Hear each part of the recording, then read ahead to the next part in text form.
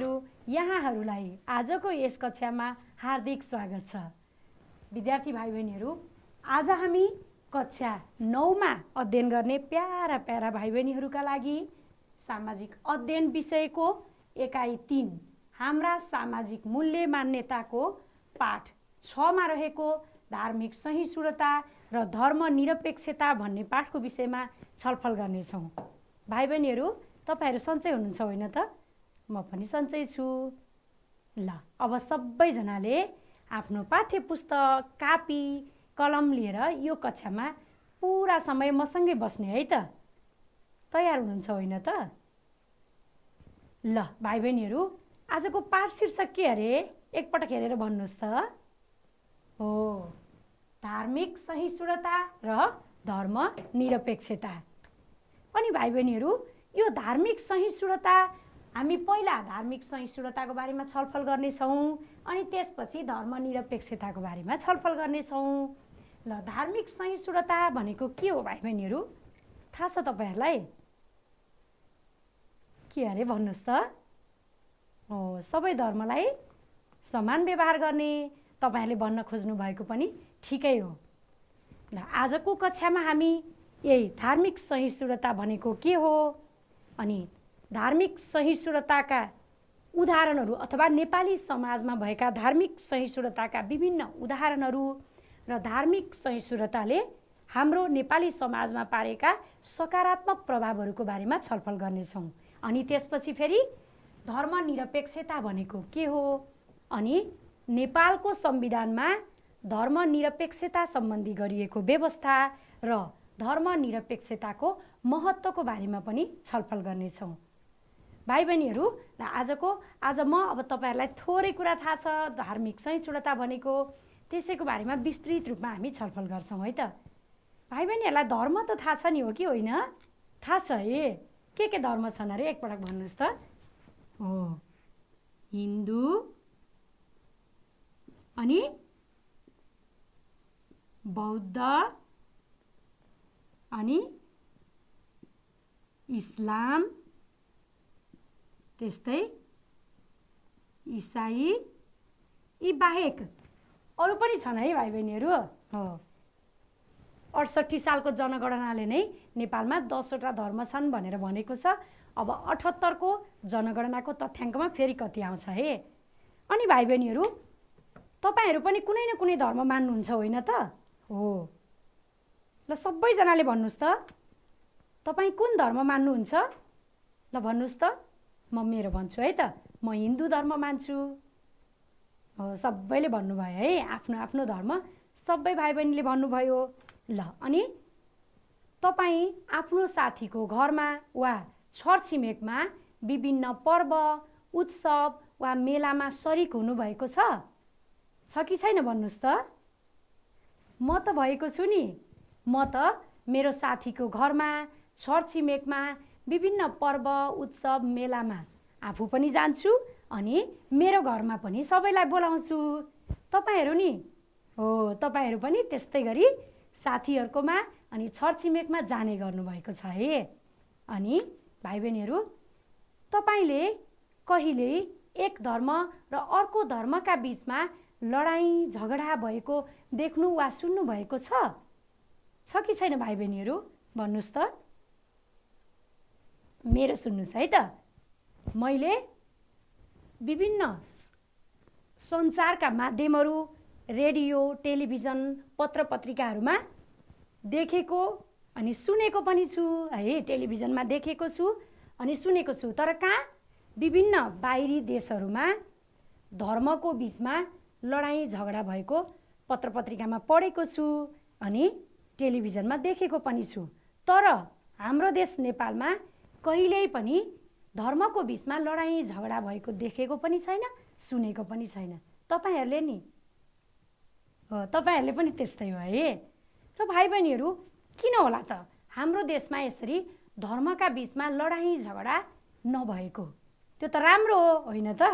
धर्मको बीचमा लडाईँ झगडा नहुनु त धेरै राम्रो कुरा हो। र किन होला त हाम्रो देशमा चाहिँ धर्मको बीचमा लडाईँ झगडा नभएको? हो, हाम्रो देश नेपाल भनेको बहुभाषिक बहुजातीय बहुधार्मिक समाज हो, होइन त? र अनि एउटै समाजमा विभिन्न धर्मका, विभिन्न जात जातिका र विभिन्न भाषा बोल्ने मानिसहरू के गरेका छन् त? एक आपसमा मिलेर बसेका छन्, एकले अर्कालाई सहयोग गर्छन्, एकले अर्कालाई सम्मान गर्छन्, अनि त्यसैले झगडा हुँदैन। कति राम्रो है।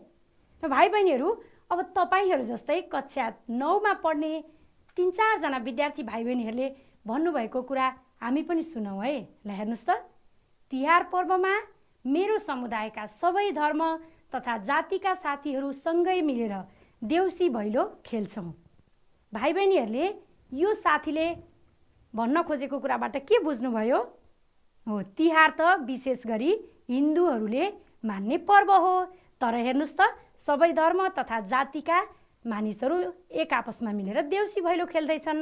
हामी यहाँ तस्बिरमा पनि देख्न सक्छौँ है। कति राम्रो। अब अर्को साथीको पनि सुनौँ है। क्रिसमसको दिनमा म सँगै मेरा सबै साथीहरू चर्चमा गयौँ। एक आपसमा उपहार आदान प्रदान गर्दै गीत गाएर नाचगान गऱ्यौँ। धेरै रमाइलो भयो। यो साथीले भनेको कुराबाट के बुझ्नुभयो भाइ बहिनीहरू? हो, क्रिसमस भनेको इसाई धर्म मान्नेहरूले मनाउने चाड हो। ल हेर्नुहोस्, तर अनि उनीहरू त्यो चाड कहाँ गएर मनाउँछन्? चर्चमा। ल हेर्नुहोस्, तर इसाई धर्म मान्ने मात्र नभएर अन्य धर्म मान्ने साथीहरू पनि चर्चमा गएर उपहार आदान प्रदान गरेर गीत गाएर नाचगान गरेका छन्। कस्तो राम्रो है। अब अर्को साथीको पनि सुनौँ है। लोसारमा हामी सबै साथीहरू पेमाको घरमा गएर परम्परागत पोसाक लगाएर मिठा खानेकुरा खाँदै नाचगान गर्दा साह्रै रमाइलो भयो। हामीलाई सुन्दा त रमाइलो भएको छ है। यसबाट भाइ बहिनीहरूले के बुझ्नुभयो? हो, लोसार त विशेष गरी बौद्ध धर्म मान्नेहरूले मनाउने पर्व हो, तर हेर्नुहोस् न यहाँ पेमाको घरमा गएर चाहिँ सबै धर्म मान्ने साथीहरू मिलेर अनि उनीहरूकै परम्परागत पोसाक लगाएर अनि मिठा खानेकुरा खाँदै नाचगान गर्दै रमाइलो गरेका छन्। अब अर्को साथीको पनि सुनौँ है। ईद पर्वमा हामी सबै साथीहरू हसिनाको घरमा गएर शुभकामना आदान प्रदान गर्दै मिठा मिठा खानेकुराहरू खाँदै साह्रै रमाइलो भयो। ल हेर्नुहोस् त भाइ बहिनीहरू, यसबाट भाइ बहिनीहरूले के बुझ्नुभयो? हो, ईद पर्व भनेको इस्लाम धर्म मान्नेहरूको पर्व हो, तर हेर्नुहोस् त हाम्रो होइन भनेर होइन नि, सबै साथीहरू चाहिँ हसिनाको घरमा गएर शुभकामना आदान प्रदान गर्दै मिठा मिठा खानेकुराहरू खाएर रमाएका छन्। ल हेर्नुहोस् त भाइ बहिनीहरू, यी 4 जना साथीको कुरा सुन्दा हामीलाई कति रमाइलो लाग्यो है। यस्तो हाम्रो समाजमा छ कि छैन? छ है। ल हेर्नुहोस्, म पनि मेरो यस्तै अन्य साथीको घरमा, समुदायमा छिमेकीको घरमा जान्छु। तपाईँको साथीहरूले त्यस्तै सुनाउनु भयो, तपाईँहरू पनि त्यसरी नै जानुहुन्छ। ल हेर्नुहोस्, यसबाट हामीले के बुझिन्छ त? हाम्रो नेपाली समाज धार्मिक सहिष्णुतामा आधारित छ भनेर भन्न सकिन्छ। र धार्मिक सहिष्णुता भनेको के रहेछ त यिनीहरूको भनाइबाट? हो, एक आपसमा एक अर्काको धर्म, उत्सव, चाडपर्वमा सहभागी हुने, सहयोग गर्ने, सम्मान गर्ने कार्य नै धार्मिक सहिष्णुता हो भन्ने हामीले यहाँ विभिन्न साथीहरूको भनाइबाट थाहा पाइसकेका छौँ। ल भाइ बहिनीहरू, यसलाई कसरी परिभाषित गर्न सकिन्छ? ल ठ्याक्कै अब तपाईँहरूले भन्नुहोस् त। हो भाइ बहिनीहरू है, कापी कलम पनि निकाल्नुहोस् अनि सम्झँदै पनि गर्नुहोस् है त। मैले यहाँ भाइ बहिनीहरूलाई देखाउँछु। ल भाइ बहिनीहरू, ल हेर्नुहोस् त, अब धार्मिक सहिष्णुता अघि भर्खरै हामीले हाम्रा साथीहरूको कुरा सुनेर अहिलेसम्मको छलफलबाट चाहिँ धार्मिक सहिष्णुता भनेको यसरी छ परिभाषित गर्न सक्छौँ। विभिन्न धर्म मान्ने व्यक्तिहरू एकै थलोमा मिलेर बस्नु, एकले अर्काको धर्म, संस्कृति र परम्परालाई सम्मान गर्नु तथा उनीहरूमा मेलमिलाप हुनुलाई धार्मिक सहिष्णुता भनिन्छ। ल अब त भाइ बहिनीहरूलाई अघि गरेको छलफलबाट यो परिभाषा हेरेपछि प्रष्ट भयो होइन त? सबैजनाले यो आफ्नो कापीमा टिप्नुहोस् है त। र विद्यार्थी भाइ बहिनीहरू, हाम्रो नेपाली समाज धार्मिक सहिष्णुतामा आधारित छ भन्ने त हामीले भर्खरै छलफलबाट थाहा पाइसकेका छौँ। तपाईहरू नेपालमा धार्मिक सहिष्णुताका उदाहरणहरू के छन् भने भन्न सक्नुहुन्छ? एउटा दुईटा उदाहरण। ल भाइ बहिनीहरू भन्नुहोस् त। हो, धार्मिक सहिष्णुताको उदाहरणलाई पनि हामी ऐतिहासिक र वर्तमान अथवा अहिले देखिएको उदाहरण गरेर छुट्यायो भने हामीलाई बुझ्न अझ सजिलो हुन्छ। ल हेर्नुहोस् है, पहिला ऐतिहासिक प्रमाणहरू के रहेछन् म केही उदाहरणहरू भाइ बहिनीहरूलाई देखाउने छु। नेपालमा प्राचीन कालदेखि नै धार्मिक सहिष्णुता कायम थियो हो, त्यसका प्रमाणहरू यहाँ म देखाउँदैछु। लिच्छवी कालका राजा मानदेव शैव धर्म मान्थे भने उनका परिवारहरू वैष्णव धर्म मान्थे, तर उनीहरू एउटै परिवारमा सुख दुःख बाँडेर राज्य सञ्चालन गर्थे। यो शैव भनेको पनि धर्म हो, जस्तो हिन्दू बौद्ध भन्छौँ नि हामी, त्यस्तै धर्म हो। त्यतिखेर शैव धर्म मान्थे राजा मानदेव, तर परिवारमा वैष्णव धर्म मान्थे। शैव भनेको शिवलाई मान्ने हो, वैष्णव भनेको विष्णुलाई मान्ने हो है। र उनीहरू तर एउटै परिवारमा सुख दुःख बाँडेर राज्य सञ्चालन गरेका थिए। अब अर्को भन्छु है म, शैव धर्म मान्ने राजा मानदेवले बौद्ध धर्मप्रति श्रद्धा प्रकट गर्दै बौद्ध विहार निर्माण गर्न लगाएका थिए। ल हेर्नुहोस् त, आफूले शैव धर्म माने पनि उनले बौद्ध विहार बनाएका थिए। यी प्रमाणहरूबाट पनि प्राचीन कालदेखि नै धार्मिक सहिष्णुता कायम थियो भनेर हामी भन्न सक्छौँ। अरू पनि हेरौँ है भाइ बहिनीहरू, मल्लकालमा राजा प्रताप मल्लले इसाई पादरीहरूलाई र अनि फेरि भास्कर मल्लले मुस्लिम विद्वानहरूलाई दरबारमा राखेका थिए। ल हेर्नुहोस् त, इसाई भनेको इसाई धर्म भयो, इसाई धर्मका पादरीहरूलाई राजा प्रताप मल्लले अनि भास्कर मल्लले चाहिँ मुस्लिम इस्लाम धर्म मान्ने विद्वानहरूलाई दरबारमा राखेका थिए। हेर्नुहोस् त, राजाहरू हिन्दू धर्म मान्ने भए तापनि यसरी अन्य धर्म मान्नेलाई दरबारमा राखेकोबाट के पुष्टि हुन्छ त भन्दा धार्मिक सहिष्णुतामा आधारित थियो समाज भन्ने बुझिन्छ। र पृथ्वीनारायण शाहले हतियार निर्माण र सेनालाई तालिम दिनका लागि मुस्लिम कालीगढहरूलाई आफ्नै दरबारमा सम्मानका साथ राखेका थिए। यो त भाइ बहिनीहरूले कक्षा 8मा पढिसक्नु भएको छ है। ल हेर्नुहोस् त, यसबाट पनि धार्मिक सहिष्णुता थियो भनेर हामी भन्न सक्छौँ। र ल हेर्नुहोस्, पृथ्वीनारायण शाहको यो चित्र यहाँ नेपालको झन्डा छ, यस्तो गरेको देखिन्छ। यसबाट पनि हामी सबै एक हौँ भनेर भन्न खोजेको प्रष्ट हुन्छ। यो चाहिँ प्रताप मल्लको तस्बिर हो भाइ बहिनीहरू। अब अरू हेर्नुहोस् है, अब यति त भयो ऐतिहासिक प्रमाणहरू, यीभन्दा अरू धेरै प्रमाणहरू पनि छन् भाइ बहिनीहरू। तपाईँहरूको पुस्तकालयमा इतिहासका थुप्रै किताबहरू हुन सक्छन्, त्यहाँ गएर अध्ययन गर्नुहोस् अनि अरू पनि टिप्नुहोस् है त, आफै खोजी गरेर टिप्ने। अब वर्तमानमा देख्न सकिने केही प्रमाणहरूको पनि हामी छलफल गर्नेछौँ। पशुपतिनाथ, स्वयम्भू, मुक्तिनाथ जस्ता तीर्थस्थलहरू चाहिँ हिन्दू र बौद्ध दुवै धर्मको आस्थाको केन्द्रबिन्दु बनेका छन्। ल हेर्नुहोस् त, अहिले पनि यो त भाइ बहिनीहरूलाई थाहा छ नि, पशुपतिनाथ कहाँ छ? काठमाडौँमा, अनि स्वयम्भू काठमाडौँमा, अनि मुक्तिनाथ मुस्ताङमा है। ल अब हेर्नुहोस् त, यो पहिलो तस्बिर यो, ल हेर्नुहोस् स्वयम्भू, अनि यहाँ हिन्दूको मन्दिर छ, यहाँ बौद्धको स्तूपा छ, गुम्बा छ। ल हेर्नुहोस् त, यसरी एकै ठाउँमा यसमा भएबाट पनि धार्मिक सहिष्णुता भनेर हामी भन्न सक्छौँ। त्यस्तै गरी पशुपतिनाथमा हामी अहिले पनि जाँदाखेरि बुद्ध धर्म मान्ने मानिसहरू पनि त्यहाँ पूजा गर्न आएको देख्छौँ। र फेरि पशुपतिनाथलाई बौद्ध धर्म मान्ने मानिसहरूले बुद्ध मुकुट लगाउने चलन पनि छ भाइ बहिनीहरू। हामी यसको अहिले पछि पनि छलफल गर्नेछौँ। अनि यो मुक्तिनाथ भयो, मुक्तिनाथलाई बौद्ध धर्म मान्नेहरूले भगवान गौतम बुद्ध भनेर पूजाआजा गर्छन् भने हिन्दू धर्म मान्नेहरूले विष्णु भगवानको प्रतीकको रूपमा पूजाआजा गर्छन्। ल हेर्नुहोस् त, यसरी यिनीहरूबाट पनि धार्मिक सहिष्णुता भनेर हामी भन्न सक्छौँ। अब अर्को यी हेर्नुहोस् त, बौद्ध मार्गी शाक्य कुलकी छोरीलाई हिन्दूहरूले जीवित कुमारी देवीको रूपमा पूजा गर्ने प्रचलन रहेको छ, यो अहिले पनि छ। अब बौद्ध धर्म मान्ने शाक्य कुलकी छोरीलाई चाहिँ हिन्दूहरूले जीवित कुमारी देवी भनेर मानेर पूजा गर्ने प्रचलन छ। यो काठमाडौँमा बस्ने नेवार भाइ बहिनीहरूलाई पक्कै थाहा छ है। अनि कार्तिकको कृष्ण अष्टमी र माघ शुक्ल पक्षको चतुर्दशीमा पशुपतिलाई बुद्ध मुकुट लगाइदिने प्रचलन रहेको छ। ल हेर्नुहोस्, यिनीहरूबाट पनि धार्मिक सहिष्णुता भनेर हामी भन्न सक्छौँ। यो जीवित कुमारी देवीको तस्बिर हो।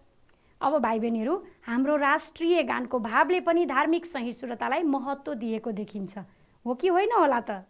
यो त राष्ट्रिय गान त हामी हरेक दिन गाउँछौँ है, हो है। ल हेर्नुहोस् त, यो पहिलो लाइन हामी पढौँ त, सयौँ थुङ्गा फुलका हामी एउटै माला नेपाली।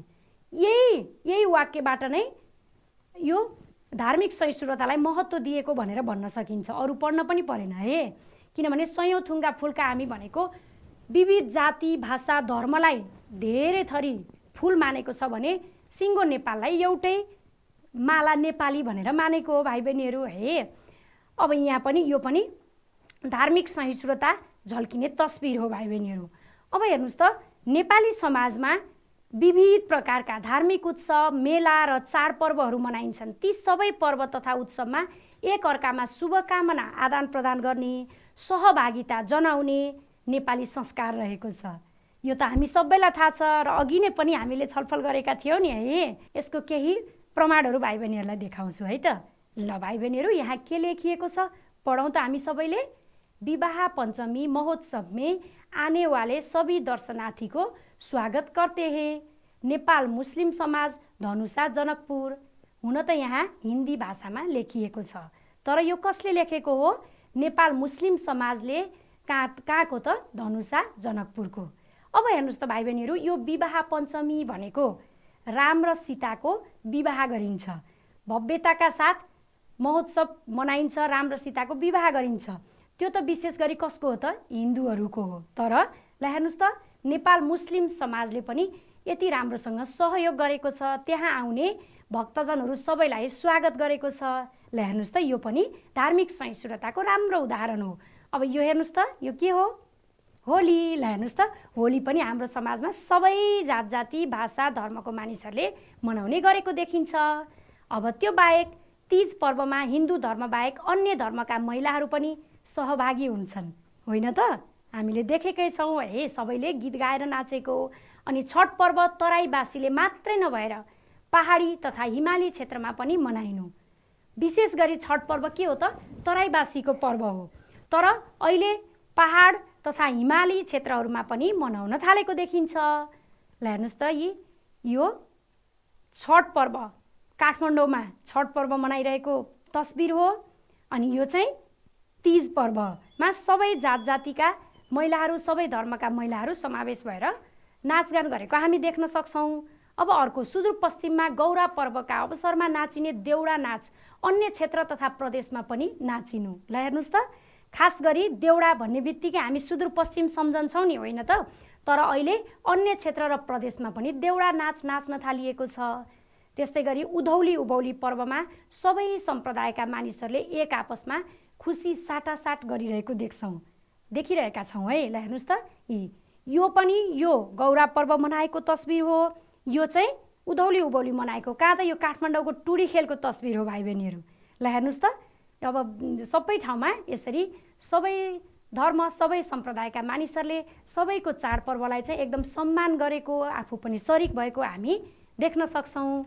र भाइ बहिनीहरू, यसरी धार्मिक सहिष्णुताका त धेरै उदाहरणहरू हुन सक्छन्। यति हामीले छलफल गऱ्यौँ भाइ बहिनीहरूले, योभन्दा बढी अब तपाईँहरू खोज्नुहोस् है त। र धार्मिक सहिष्णुता यति राम्रो रहेछ, यसले हाम्रो नेपाली समाजमा कस्तो प्रभाव पारेको छ होला भाइ बहिनीहरू, अथवा कस्तो प्रभाव पार्न सक्छ, सम्झनुहोस् त। ल है त, अब त्यसको पनि हामी छलफल गर्ने है। मैले यो झिकेँ है त भाइ बहिनीहरू। ल, धार्मिक सहिष्णुताले समाजमा पार्ने सकारात्मक प्रभाव, यो पक्कै राम्रो छ। हामीले यति धेरैको छलफलबाट थाहा पाइसक्यौँ है। मुख्यतः सामाजिक सद्भाव कायम हुने हो कि होइन? हो नि है।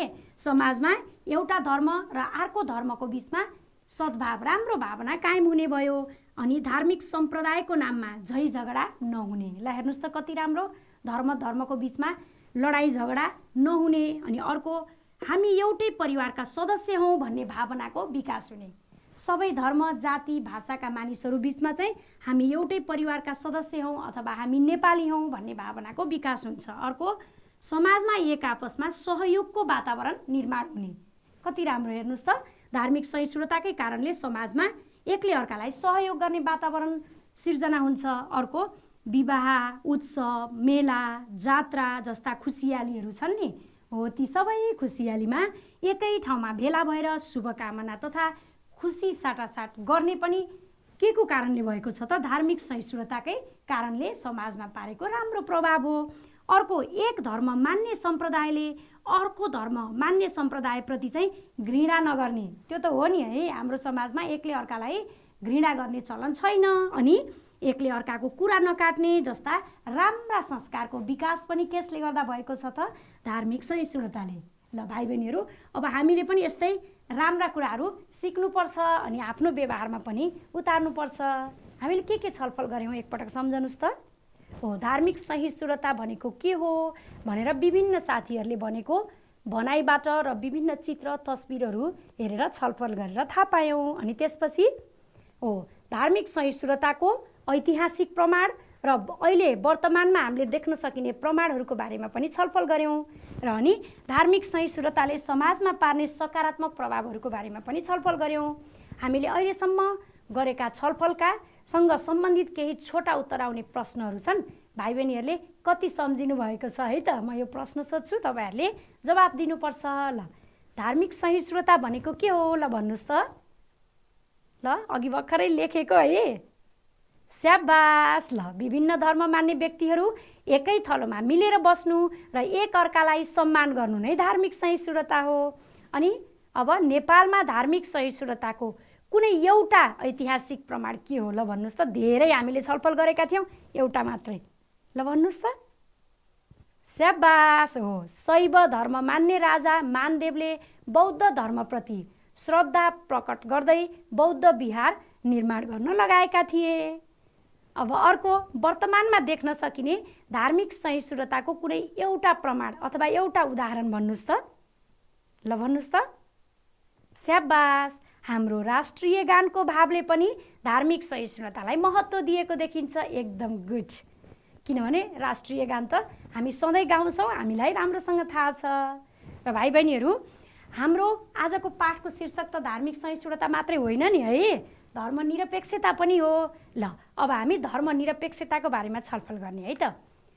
यो धर्मनिरपेक्षता भनेको के होला भाइ बहिनीहरू तपाईँहरूको विचारमा? कि धार्मिक सहिष्णुता र धर्मनिरपेक्षता एउटै हो? होइन जस्तो लाग्छ है। अनि धर्मनिरपेक्षता भनेको के हो त? थाहा छैन है, त्यति राम्रो थाहा भएन। ल, अब हामी यसकै बारेमा छलफल गर्नेछौँ। ल हेर्नुहोस् त, यो तस्बिरमा के देख्नुभयो? यहाँ 6वटा हात छ। प्रत्येक हातले आफ्नो धर्मको धार्मिक चिन्हहरूलाई एकै ठाउँमा जोडेको देखिन्छ। यसबाट के बुझिन्छ भने सबै धर्मलाई एकै ठाउँमा जोड्न खोजिएको छ। यो धर्मनिरपेक्षता हो। सबै धर्म समान हुन् भन्न खोजिएको छ, यो धर्मनिरपेक्षता हो। अब यहाँ हेर्नुहोस् त, यी पछाडि नेपालको झन्डा छ। यहाँ विभिन्न जाति धर्मका मानिसहरू आफ्नो वेशभूषामा देखिन्छन्। यो के हो त? हामी सबै एक हौँ भन्न खोजिएको छ। यो पनि धर्मनिरपेक्षता हो। र अर्को हेर्नुहोस् त, यो हाम्रो नेपाल हो। यहाँ विभिन्न परम्परा संस्कृतिहरूलाई देखाउन खोजिएको छ। र फेरि यहाँ तल चाहिँ विभिन्न जात जाति र धर्मका पोसाक, परम्परागत पोसाक गरगहनामा सजिएको देखिन्छ। यो पनि धर्मनिरपेक्षता हो। तर भाइ बहिनीहरूलाई अझ क्लियर भएको छैन है धर्मनिरपेक्षता भनेको के हो भनेर। ल, म अब भाइ बहिनीहरूलाई देखाउँछु। ल हेर्नुहोस् त, धर्मनिरपेक्षता के होला त है? थोरै बुझ्नुभयो, अब धेरै हामी यहाँबाट बुझ्न सकिन्छ। यो पनि भाइ बहिनीहरूले कापी कलम निकाल्नुहोस् है। तपाईँहरूले सँगसँगै आफ्नो कापीमा पनि टिप्नुपर्छ।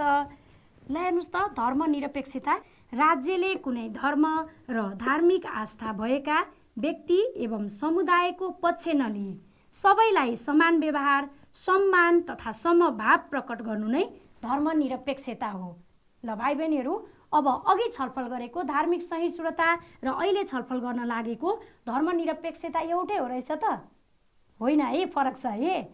धार्मिक सहिष्णुता चाहिँ समाजमा एक धर्म मान्ने मानिसले अर्को धर्म मान्ने मानिसलाई गर्ने समान व्यवहार, सम्मान र समभाव थियो भने यो चाहिँ राज्यले आफ्नो राज्यभित्र रहेका धर्म र अनि धार्मिक आस्था भएका व्यक्ति अथवा समुदाय कसैको पनि पक्ष नलिएर अनि सबैलाई समान व्यवहार गर्ने अनि सबैको सम्मान गर्ने र समभाव प्रकट गर्नु नै धर्मनिरपेक्षता हो।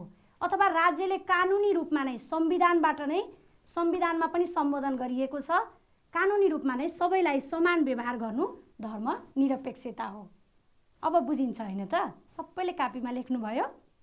ल भाइ बहिनीहरू, र धर्मनिरपेक्षताको बारेमा हाम्रो नेपालको संविधानमा पनि व्यवस्था गरिएको छ। धर्मनिरपेक्षता सम्बन्धी गरिएको व्यवस्था छ है। यो के हो भाइ बहिनीहरू? नेपालको संविधान देख्नु भएको छ है सबैजनाले। ल अब के छ त संविधानमा धर्मनिरपेक्षता सम्बन्धी व्यवस्था? दोस्रो जनआन्दोलनबाट पुनः स्थापित प्रतिनिधि सभाले विक्रम सम्वत 2063 जेठ 4 गते पहिलो पटक नेपाललाई धर्मनिरपेक्ष राष्ट्रको रूपमा घोषणा गरेको हो। भाइ बहिनीहरू, यो दोस्रो जनआन्दोलन भनेको कुन जनआन्दोलनलाई हो थाहा छ? थाहा छ है, अघिल्लो कक्षामा पनि तपाईहरूले पढिसक्नु भएको छ। हो, 62-63 को जनआन्दोलनलाई दोस्रो जनआन्दोलन भनिन्छ। त्यसपछि देशमा लोकतन्त्र आएको थियो र लोकतन्त्र आएपछि 63 साल जेठ 4 गते प्रतिनिधि सभाको बैठकले चाहिँ नेपाललाई पहिलो पटक धर्मनिरपेक्ष राष्ट्रको रूपमा घोषणा गरेको हो। त्यसभन्दा अगाडि हाम्रो देश नेपाललाई एकमात्र हिन्दू अधिराज्य भनेर चिनिन्थ्यो र संविधानमा नै एकमात्र हिन्दू अधिराज्य भनेर लेखिएको पनि थियो। र अहिलेको त्यसपछिको हाम्रो अहिलेको संविधान छ नि, हो यो वर्तमान संविधानमा पनि नेपाल एक धर्मनिरपेक्ष राज्य हो भनेर उल्लेख गरिएको छ। र भाइ बहिनीहरू, अब के छन् त संविधानमा यो पढौँ है त। नेपाल स्वतन्त्र, अविभाज्य, सार्वभौम सत्ता सम्पन्न, धर्मनिरपेक्ष, समावेशी, लोकतन्त्रात्मक, समाजवाद उन्मुख, सङ्घीय लोकतान्त्रिक गणतन्त्रात्मक राज्य हो भनेर नेपालको संविधानको भाग 1 को धारा 4 मा उल्लेख गरिएको छ। भाइ बहिनीहरू, तपाईहरुको पाठ्य पुस्तकमा यसरी कति भाग कति धारा भनेर दिएको छैन, तर मैले प्रष्ट रूपमा तपाईहरुलाई नेपालको संविधानमा भएको व्यवस्था जस्ताको तस्तै यहाँ देखाएको छु। एकछिन म संविधानकै किताबबाट पनि देखाउँछु है भाइ बहिनीहरू। यो नेपालको संविधानको किताब हो, मैले यसमा कभर गरेको छु, त्यसैले देखिदैन है। यहाँ हेर्नुस् त, तपाईहरु आफैले पनि तपाईहरुको विद्यालयमा भएको पुस्तकालयमा गएर अध्ययन गर्न सक्नुहुन्छ। भाग 1 भयो, यहाँ धारा 4 मा चाहिँ यहाँ मैले लेखेकै कुरा यहाँ तपाईहरुले देख्न सक्नुहुन्छ। र अनि फेरि हेर्नु है, संविधानमा नै धर्मनिरपेक्ष भन्नाले के बुझिन्छ भन्ने पनि उल्लेख गरिएको छ। के भनेर उल्लेख गरिएको छ त? सनातनदेखि चलिआएको धर्म संस्कृतिको संरक्षण लगायत धार्मिक सांस्कृतिक स्वतन्त्रता सम्झनु पर्ने कुरा संविधानमा नै उल्लेख गरिएको छ। त्यो पनि भाइ बहिनीहरूले देख्न सक्नुहुन्छ, यही छ है, अहिले यहाँ नदेखिए पनि। र भाइ बहिनीहरू, हामी अहिले यसपछि पनि छलफल गर्नेछौँ। हेर्नुस् त, धर्मनिरपेक्ष भन्नाले के बुझ्यो? एउटा सनातनदेखि चलिआएको धर्म संस्कृतिको संरक्षण। सनातनदेखि चलिआएको भनेको के हो त थाहा छ? हो, पहिलेदेखि हाम्रो बाउ बाजेको पालादेखि परम्परादेखि जुन धर्म हाम्रो घर परिवारमा मानिएको छ नि, हो त्यो धर्म संस्कृतिको संरक्षणको कुरा गरिएको हो। र अर्को फेरि धार्मिक सांस्कृतिक स्वतन्त्रताको कुरा पनि यहाँ गरिएको छ। हामी अहिले पछि धार्मिक सांस्कृतिक स्वतन्त्रता अन्तर्गत के पर्छन् भनेर पनि हामी छलफल गर्नेछौँ। हेर्नुहोस् है, अर्को अब नेपालको संविधानको धारा 26 मा मौलिक हकको रूपमा नै धार्मिक स्वतन्त्रताको हकको व्यवस्था गरिएको छ। भाइ बहिनीहरूले पछाडि यही पाठ्यपुस्तकको पछाडि अर्को पाठमा मौलिक हकहरूको बारेमा पढ्नुहुनेछ, त्यतिखेर त्यहाँ पनि थाहा भइहाल्छ है। र अहिले यहाँ चाहिँ यो धार्मिक स्वतन्त्रताको हकको बारेमा हामीले यहाँ छलफल गरेका छौँ। र त्यहाँ धेरै व्यवस्थाहरू छन्, तीमध्ये मैले केही यहाँ देखाउँछु है त। यसमा प्रत्येक धार्मिक सम्प्रदायलाई धार्मिक स्थल तथा धार्मिक गुठी सञ्चालन र संरक्षण गर्न पाउने हक भनिएको छ। यो भनेको मतलब हरेक धार्मिक सम्प्रदायलाई चाहिँ आफ्नो आफ्नो हुन्छ नि त धार्मिक स्थल, अनि धार्मिक गुठी त्यसको सञ्चालन गर्न र संरक्षण गर्न पाउने हक हुनेछ भनेर संविधानमा लेखिएको छ।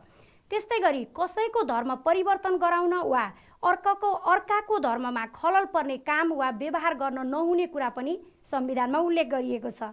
यो भनेकोलाई हेर्नुस् त, अब कसैलाई जबरजस्ती तैँले यो धर्म मान, यो मान्न हुँदैन यस्तो भन्न पनि पाइएन है, त्यो गैर कानुनी काम हो। त्यस्तै अर्काको धर्ममा असर पुग्ने अथवा नराम्रो हुने केही काम पनि गर्न पाइएन भाइ बहिनीहरू। ल हेर्नुहोस् है त, म यो पनि देखाउँछु। यहाँ हेर्नुहोस् त, यी धारा 26 मा धार्मिक स्वतन्त्रताको हक भनेर यहाँ 1, 2, 3वटा उपधारा दिएको छ। अरू भाइ बहिनीहरूले आफै अध्ययन गर्नुहोस् है त। र भाइ बहिनीहरू, हामीले धर्मनिरपेक्षता र धार्मिक स्वतन्त्रता सम्बन्धमा संविधानमा लेखिएका कुराहरू त देख्यौँ। र अब धार्मिक स्वतन्त्रता र धर्मनिरपेक्षताबाट हामीले सिक्नुपर्ने कुरा चाहिँ के हुन् त? संविधानमा लेखिएका कुरा मात्रै भएर त भएन, हामीले मुख्य त्यहाँबाट त सिकेर आफ्नो व्यवहारमा उतार्नुपर्छ, होइन त? ल अब त्यसको छलफल गरौँ है। ल हेर्नुहोस्, मुख्य कुरा सनातनदेखि चलिआएको आफ्नो धर्म मान्ने। ल हेर्नुहोस्, हामीले संविधानको त्यो पढेपछि के गर्नु पर्यो? सनातनदेखि पहिले हाम्रो बाबु बाजेदेखि हाम्रो परम्परादेखि चलिआएको आफ्नो धर्म मान्नु पर्यो। अनि अर्को राज्यले सबै धर्मप्रति समान दृष्टि राख्ने। ल हेर्नुहोस् त, धर्मनिरपेक्षता भनेकै त त्यही हो, हामीले अघि छलफल गरिसकेका छौँ है। राज्यले सबै धर्मप्रति समान दृष्टि राख्ने अथवा राज्यले कुनै धर्मलाई काखा कुनै धर्मलाई पाखा गर्दैन है। अर्को कसैलाई प्रलोभनमा पारी वा जबरजस्ती धर्म परिवर्तन गराउन नपाउने। ल हेर्नुहोस् त, हामीले यदि हामीलाई कसैले गर्यो भने हामीले न्यायको लागि अदालत जान सक्छौँ र हामीले कसैलाई पनि फेरि यस्तो काम गर्न भएन है। अर्को धार्मिक स्वतन्त्रताको सदुपयोग गर्ने।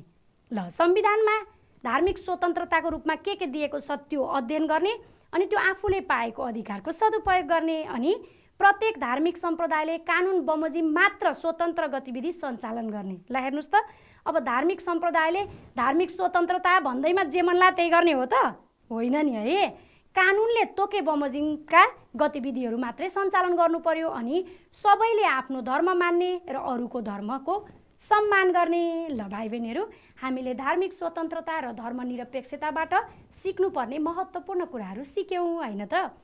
र धर्मनिरपेक्षता कति महत्त्वपूर्ण रहेछ भन्ने पनि थाहा भयो हो कि होइन। ल भाइ बहिनीहरू, अब एकैछिन है यो धर्मनिरपेक्षताको महत्त्व एउटा दुईटा सम्झिनुहोस् त र भन्नुहोस् त, म यहाँ लेख्छु है त, यो झिकेँ है भाइ बहिनीहरू। ल एउटा मात्रै भन्नुहोस् त, यति धेरै छलफल गरेकोबाट। ल भन्नुहोस् त। हो, धार्मिक सहिष्णुताको अनि के अरे धार्मिक सहिष्णुताको भावना बलियो हुने। गुड, कति राम्रो है। अब अर्को एउटा मात्रै भन्नुहोस् त भाइ बहिनीहरू। ल भन्नुहोस् त। हो, सबै धर्मले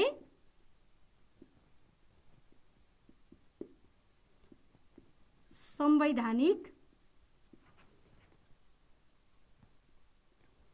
तथा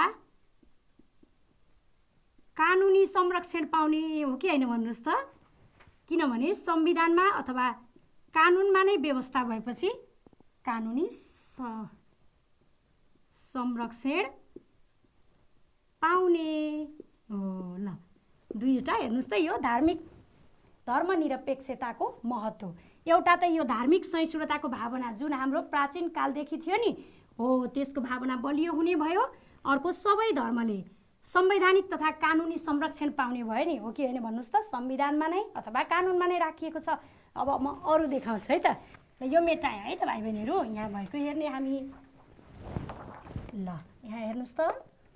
ल हेर्नुहोस् त, प्रत्येक धर्मले संवैधानिक सुरक्षा र अधिकार प्राप्त गर्ने अघि हामीले छलफल गरेकोसँग मिलेछ एउटा। अनि धार्मिक सहिष्णुताको भावनालाई अझ बलियो बनाउन मद्दत पुग्ने। मुख्य गरी त यो धर्मनिरपेक्षता आएको पनि यो धार्मिक सहिष्णुताको भावनालाई अझ बलियो बनाउनकै लागि हो। अनि बहुजातीय तथा बहुधार्मिक समाजमा एकताको भावना बलियो हुने हो कि होइन भाइ बहिनीहरू। हो है, एकदम सबैको बिचमा चाहिँ झन् यसले एकता ल्याउने भयो। अनि परम्परादेखि मानिआएको आफ्नो धर्म र परम्परा चाहिँ बिना रोकटोक मान्न पाउने। किन होला त? किनभने संविधानमा नै लेखिएको छ नि त, अघि हामीले पढेका थियौँ नि है। अनि एक धर्म तथा जातिका मानिसले अर्को धर्म तथा जातिका मानिसलाई सम्मान गर्ने वातावरण तयार हुने। ल हेर्नुहोस् त, संविधानमा नै लेखिएको भएपछि सबैले चाहिँ सम्मान गर्ने वातावरण अझ हुन त पहिलेदेखि चलिआएको थियो, तर पनि कानुनी रूपमा नै पाएपछि सम्मान गर्ने वातावरण अझै राम्रो हुने भयो। अनि प्रलोभन देखाई वा जबरजस्ती कसैले धर्म परिवर्तन गराउन नपाउने। अब यो गैर कानुनी काम भएपछि त कसैले पनि गर्न सक्दैन नि त है। ल हेर्नुहोस् त, यी बाहेक अरू पनि धेरै हुन सक्छन्। ल हेर्नुहोस्, धार्मिक सहिष्णुता पनि कति महत्त्वपूर्ण रहेछ, धर्मनिरपेक्षता पनि कति महत्त्वपूर्ण रहेछ होइन त भाइ बहिनीहरू। र भाइ बहिनीहरू के छलफल गरेको रे एकपटक सम्झनुहोस् त। हो, धर्मनिरपेक्षता के हो भनेर हामीले छलफल गऱ्यौँ। अनि नेपालको संविधानमा धर्मनिरपेक्षता सम्बन्धी भएका व्यवस्थाहरू पनि विस्तृत रूपमा नै छलफल गऱ्यौँ।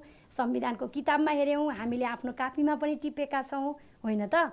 अनि त्यसपछि धर्मनिरपेक्षताको महत्त्वको बारेमा पनि छलफल गऱ्यौँ र अर्को मुख्य कुरा त यो संविधानमा भएको धार्मिक स्वतन्त्रता र धर्मनिरपेक्षताबाट हामीले सिक्नुपर्ने र व्यावहारिक जीवनमा प्रयोग गर्नुपर्ने कुराहरूको बारेमा पनि छलफल गरेका छौँ है। र भाइ बहिनीहरू, आजको पाठको सारांश के होला त? ल एकपटक सारांशको छलफल गरौँ है। यी विभिन्न धर्म मान्ने व्यक्तिहरू एकै थलोमा मिलेर बस्नु र एकअर्कालाई सम्मान गर्नु नै धार्मिक सहिष्णुता हो भनेर हामीले विभिन्न उदाहरणहरूसहित लिएर छलफल गरेका थियौँ, होइन त? अनि त्यसपछि नेपालमा प्राचीन कालदेखि नै धार्मिक सहिष्णुता कायम थियो भन्ने पनि विभिन्न प्रमाणहरूको बारेमा छलफल गरेका थियौँ। ऐतिहासिक प्रमाण र अनि वर्तमानमा देखिएका प्रमाणहरू गरेर छुट्याएर छलफल गरेका थियौँ। त्यसपछि राज्यले कुनै धर्म वा धार्मिक आस्था भएका व्यक्ति एवं समुदायको पक्ष नलिई सबैलाई समान व्यवहार, सम्मान तथा समभाव प्रकट गर्नु नै धर्मनिरपेक्षता हो भनेर पनि छलफल गरेका थियौँ।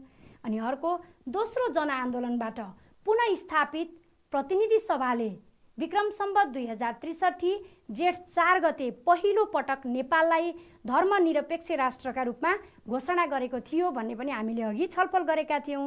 र त्योभन्दा अगाडि के थियो त? नेपाल एकमात्र हिन्दू अधिराज्य भनेर चिनिन्थ्यो। र अनि वर्तमान संविधानमा पनि नेपाल एक धर्मनिरपेक्ष राज्य हो भनी उल्लेख गरिएको छ भनेर हामीले संविधानमा गरिएका व्यवस्थाहरूको बारेमा पनि छलफल गऱ्यौँ, होइन त? ल भाइ बहिनीहरू, सबैजनाले अब एकपटक आफ्नो पाठ्यपुस्तक हेर्नुहोस् त। हेर्नुभयो है? ल हेर्नुहोस् त, तपाईँहरूको पाठ्यपुस्तकमा क्रियाकलाप अनि अभ्यासमा कति धेरै प्रश्नहरू दिएका छन्। यी प्रश्नहरू सबै आज हामीले छलफल गरेका विषयवस्तुसँग नै सम्बन्धित छन्। यी प्रश्नका उत्तरहरू सफासँग आफ्नो कापीमा गर्नुहोला र विषय शिक्षकलाई देखाउनुहोस् है त। यो तपाईँहरूलाई गृह कार्य भयो। र विद्यार्थी भाइ बहिनीहरू, आजको कक्षामा एकदमै सक्रियताका साथ, उत्सुकताका साथ सहभागी हुनुभएकोमा यहाँहरूलाई म हृदयदेखि नै धन्यवाद भन्न चाहन्छु। हामी अर्को कक्षामा यसै गरी छलफल गर्दै, रमाइलो गर्दै, सिक्ने गरी भेट्ने नै छौँ। आजको यस कक्षाबाट म बिदा हुन्छु। हस्त, धन्यवाद, नमस्कार।